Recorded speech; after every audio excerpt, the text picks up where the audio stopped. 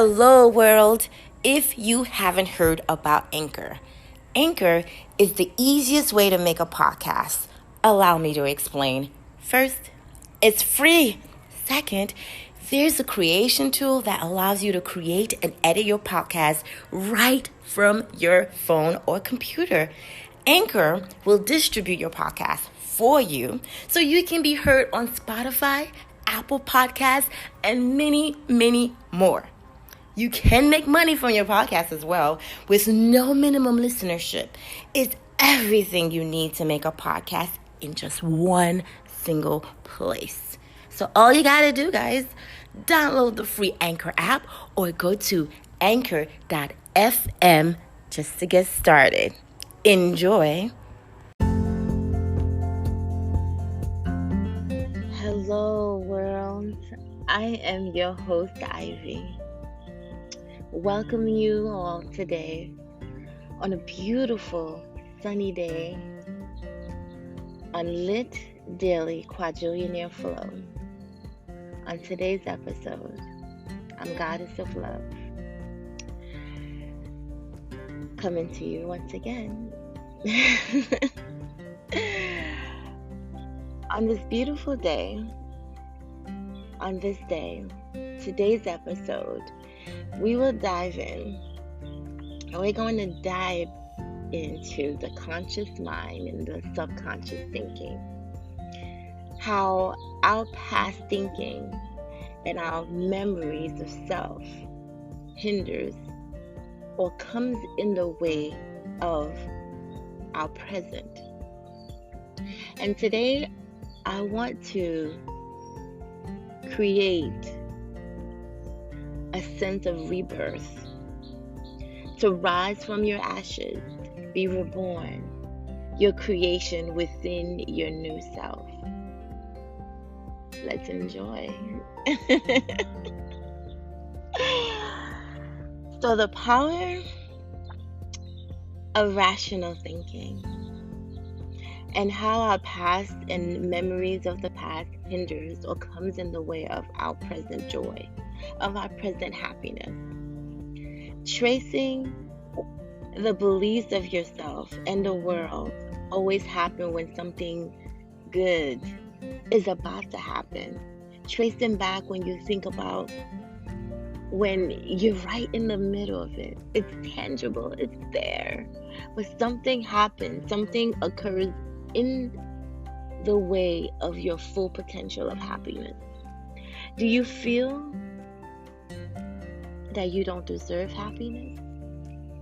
And there are thoughts, my friends, that I want you to think about, because sometimes what comes in your way, the sad, harsh reality, is the only ones who come in the way of our happiness is ourselves. We come in between our own finish line. And sometimes you need to ask yourself, what is the cause of that? Do you feel you don't deserve happiness? Or you believe other people would be hostile or they wouldn't accept you in your new happy form? Or do you believe that the world is unwelcoming or unfriendly? Or do you just become fearful when an opportunity arises and you have to rise to the occasion? Are you fearful for no reason? Or do you believe you deserve to be punished or unhappy? I want you to remember, my friends, that both behaviors and feelings come from your own beliefs. So let's take some time and reflect on those questions and be brutally honest to yourself. Is there something that you like to do but you hold back, feeling that you can do it? Please ask yourself why, and ask to see if this is a factor or an assumption, or maybe a false conclusion. What is the rational thinking for this, ask yourself if this can be a mistake and if you would feel the same way if it was someone else in the same situation. Then ask yourself, if it isn't true, why do you continue to believe it? Today, my friends, I want you to ask yourself these questions because they deserve answers, and those questions are what's holding you back from your inner joy, from your inner success, to manifest it into the outer world. I want us to stop cheating ourselves on life based on false beliefs and arouse intensity, or someone would even call it anger, and use it to your benefit. Because some act of anger can be used as liberations of false ideas. There's a story of an old man, an old farmer, who quit smoking because one day he left his cigarette on the counter in his kitchen. On his way to work, he realized right in the middle, he was almost there, half at work and half on his route back home. And he turned around to go home. He turned around to walk 20 minutes back from where he came from to go get the pack of cigarettes that's on his counter. And on his way back home, he was furious with himself. He thought, how can I be enslaved by a mere cigarette? I'm being used. I'm almost at work, and I prefer to show up to work late just to go get my pack of cigarettes. And from that day, from those very questions that he asked himself, he quit smoking. And there are people who uses or conjure up the energy of anger to overcome what they were told they could not do. Some people rise to the challenge of being told, you can't do this. You will never do this. They don't accept that as a fact. They rise to the occasion and they challenge it, and they see the potential within themselves, and they just become so focused of proving that idea wrong. They become so infuriated, so angry of the thought of the idea that they work towards on proving it to be an illusion of what's right. Now let's dive in and see how our present thinking affects our behaviors and what we can do to improve our thinking to change the future. Let's get serious. Just a little. Now, using reasoning to change negative beliefs and behaviors. This works and is a sound scientific method that findings that our logic thinking can change negative beliefs and negative behaviors. The advantage that it works is that the consciousness. Rational thinking has many powers, and it is imperative to dig down to change negative behaviors and beliefs. You must search within the unconscious, as Sigmund Freud stated. The unconsciousness is impersonal, operating as a machine. It has no will of its own. In fact, we manage it. It operates as a machine and reacts appropriately and gives you appropriate beliefs and interpretation, appropriate feelings and accomplished goals. You think working off data that is free interpretation and opinion. It is the consciousness that controls the unconsciousness, which gets materials from the unconsciousness. That is how the unconscious works impersonally. Without will, you drive the unconscious. And learning this will change your outlook, and it will change your life. Only working on data that you feed, such as ideas, beliefs, thoughts, memories. It is the conscious thought that helps the subconscious or the unconscious to build the appropriate feelings and thoughts that you have. It is that you can alter your behaviors, helping unhappy people gain joy in living and return to productive, joyous, happiest lives. Consciousness thoughts control our thoughts. The individual must start in the present to gain maturity so the future can be better.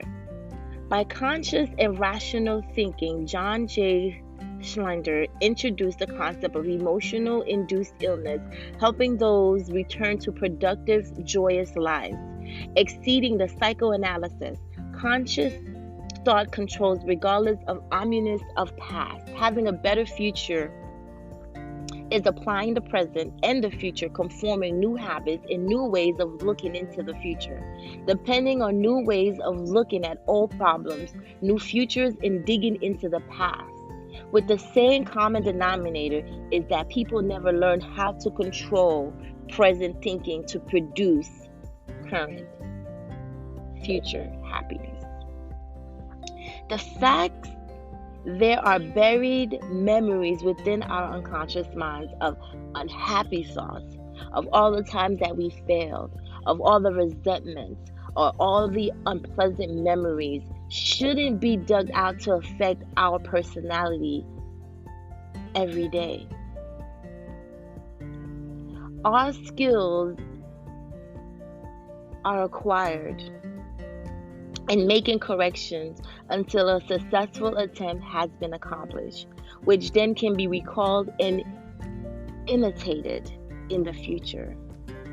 Trials and errors, my friend, helping you play goals, such as swimming, such as playing golf, like mechanical rats learning its way through a maze. The memories of past errors or the paintings of full or negative experiences.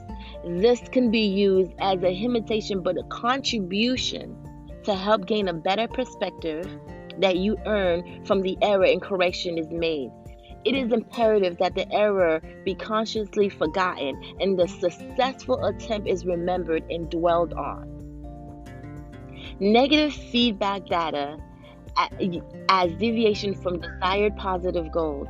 Forgetting the error consciously and the successful attempt dwell on don't do harm unless you concentrate on the positive outcome.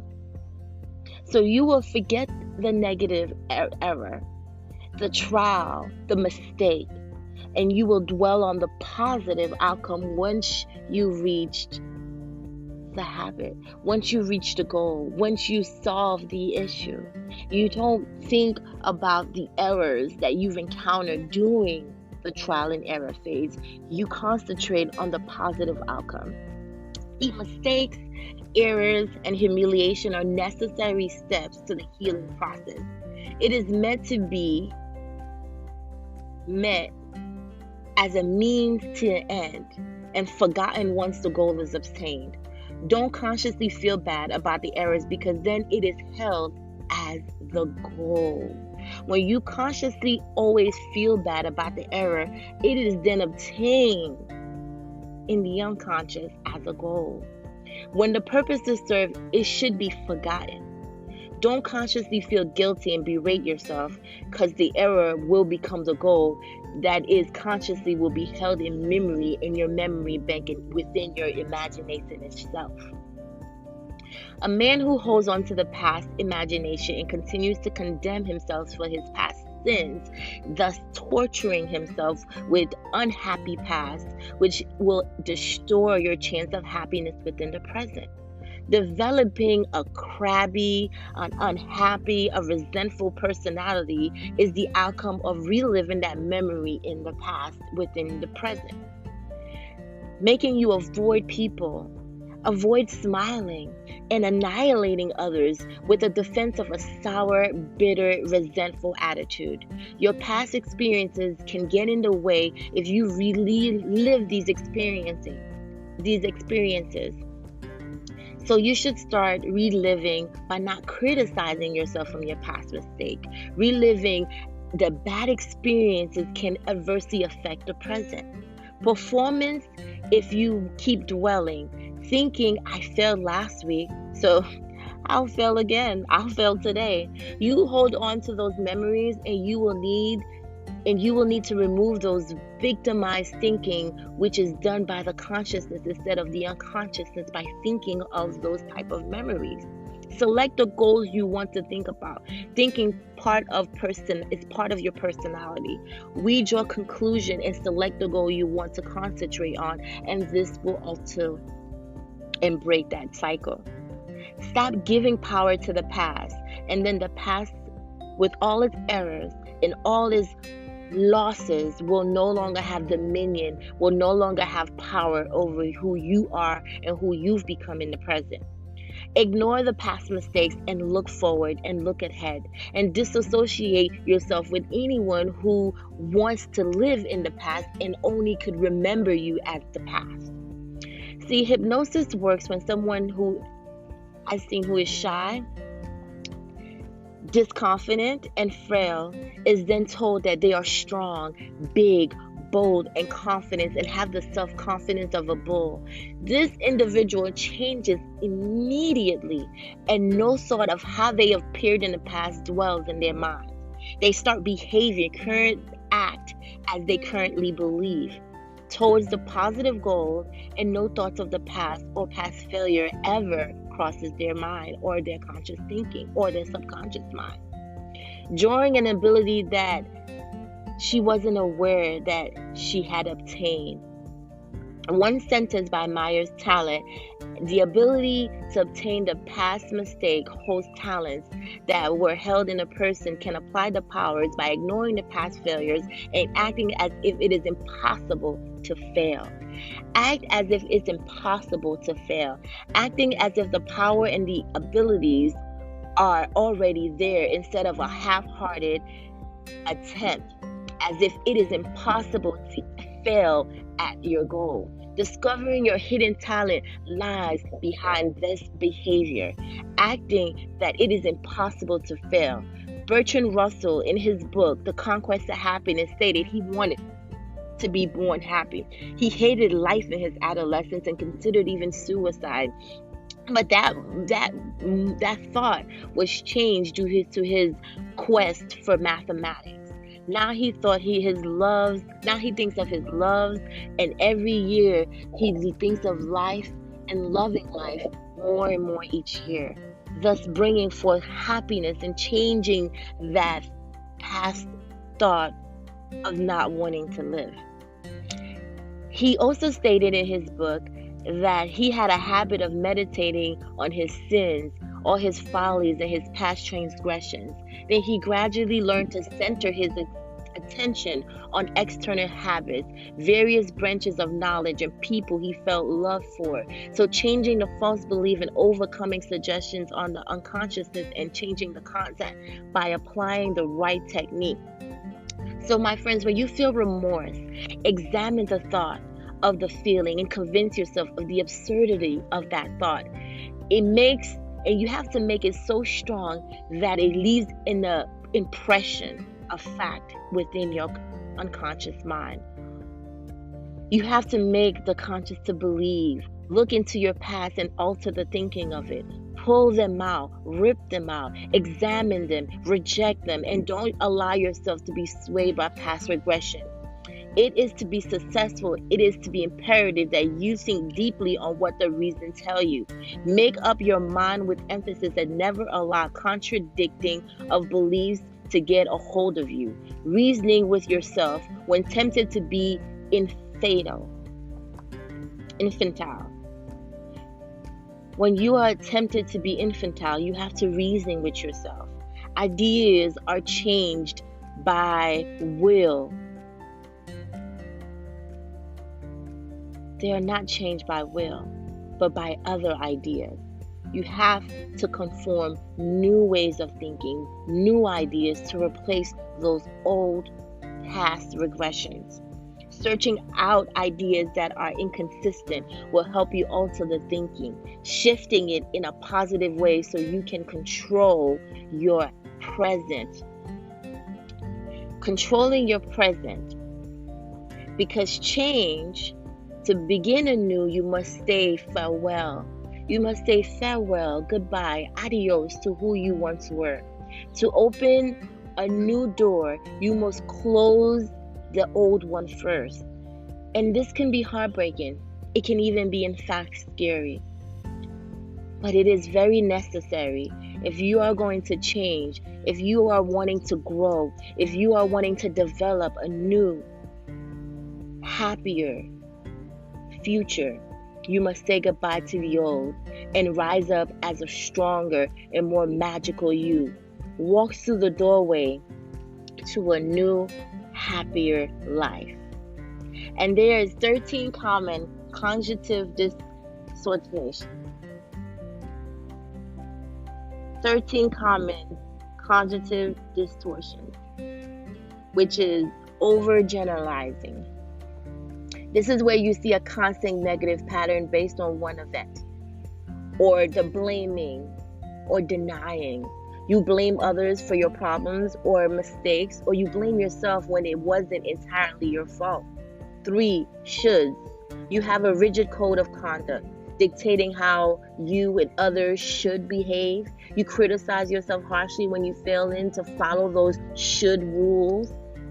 All or nothing type of thinking. You see things as absolute and there's no gray area. There's no flexibility.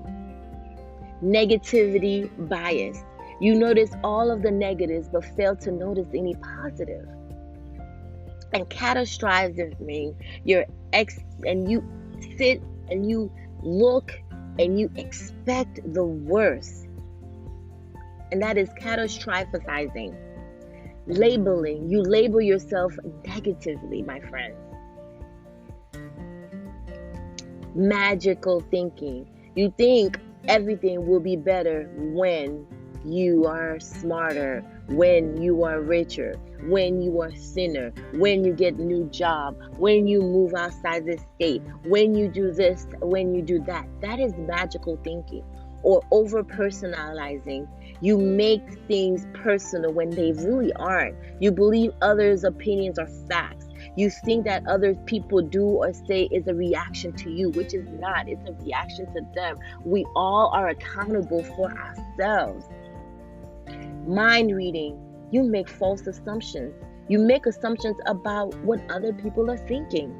Worry about what is going on in your thinking. Double standards.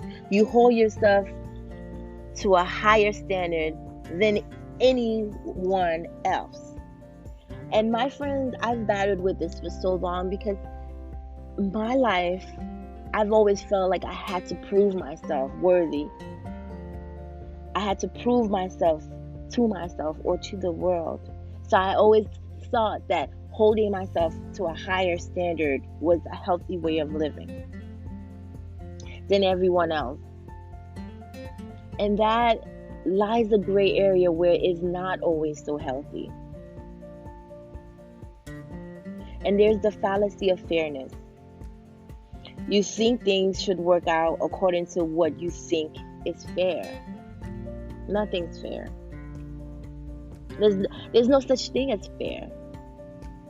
It's not fair. I deserve this. I'm a good person. You create your reality.